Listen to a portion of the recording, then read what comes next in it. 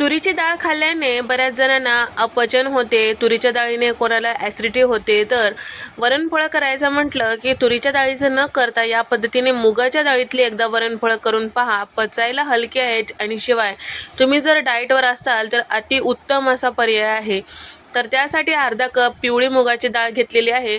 स्वच्छ 2-3 पाण्याने धुवून घ्यायचं आहे आणि जेवढी मुगाची डाळ घेतलेली आहे त्याच्या तिप्पट पाणी टाकून घ्यायचं आहे. या ठिकाणी आता इथे मी यामध्ये काहीही टाकलं नाही, फक्त पाणी टाकून झाकण लावून गॅसचा फ्लेम कमी करून 3 शिट्ट्या काढून घेणार आहे.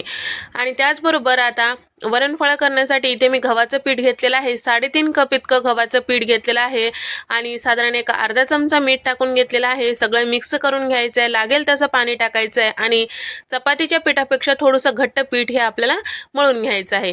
तर या ठिकाणी चपातीपेक्षा जास्त घट्ट पीठ असेल तर हे जे वरणफळ आहेत छान लाटता येतात. लक्षात ठेवा, जास्त घट्टही नको, चपातीच्या पिठापेक्षा थोडंसं घट्ट. तर या ठिकाणी लागेल तसं पाणी टाकून इथे मी पिठाचा उंडा तयार करून घेतलेला आहे आणि त्याचबरोबर यासोबत लावण्यासाठी कोरडं पीठ आणि थोडंसं तेलसुद्धा घेतलेलं आहे.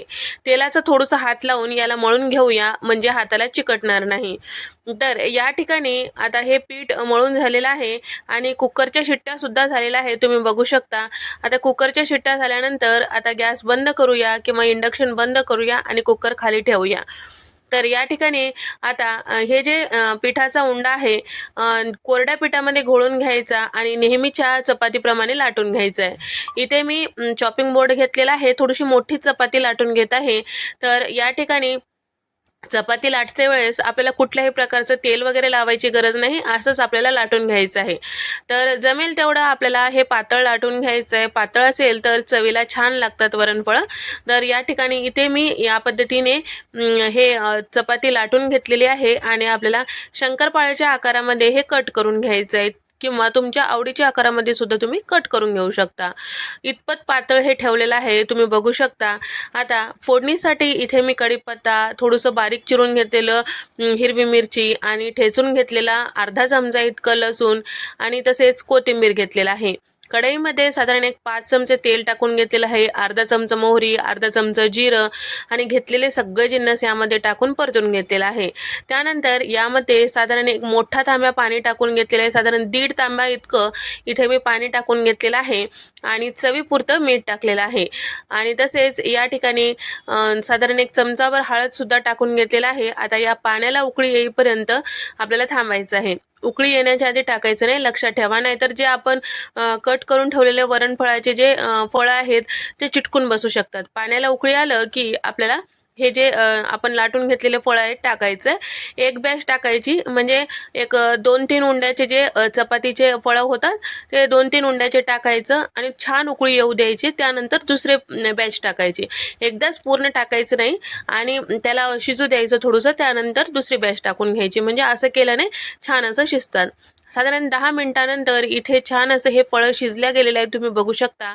आता या पद्धतीने थोडंसं शिजणं झालं की यामध्ये आपल्याला तयार करून घेतलेलं मुगाची डाळ घोटून टाकायची आहे. कुकर पूर्णपणे थंड झालेला आहे. मुगाची डाळसुद्धा छान शिजल्या गेलेलं आहे. आता थोडंसं आपल्याला या पद्धतीने चमच्याने घोटून घ्यायचं आहे. थोडंसं मीठ टाकून घेत आहे आणि या डाळीला थोडंसं पाणी टाकून पातळ करून घेतलेलं आहे. म्हणजे टाकते वेळेस एकदम असं त्यामध्ये मिक्स होईल आणि त्याचबरोबर व्यवस्थित असं एकसारखं तयार होईल. तर साधारण एक पाव चमचा मीठ टाकून घेतलेलं आहे. मी पाण्याचा टेस्ट करून बघितलेलं होतं, थोडंसं मीठ कमी आहे म्हणूनच यामध्ये टाकून घेतलेलं आहे. मीठ जर बरोबर असेल तर टाकत जाऊ नका.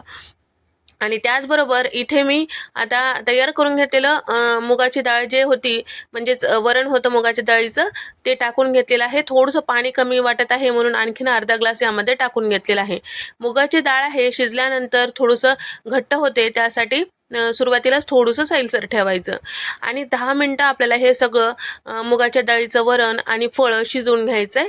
10 मिनटं झालं की इथे आपलं हे गरमागरम असं मुगाच्या डाळीतले वरणफळं तयार आहेत. करायला साधं सोपं आहे, पटकन शिजतो आणि शिवाय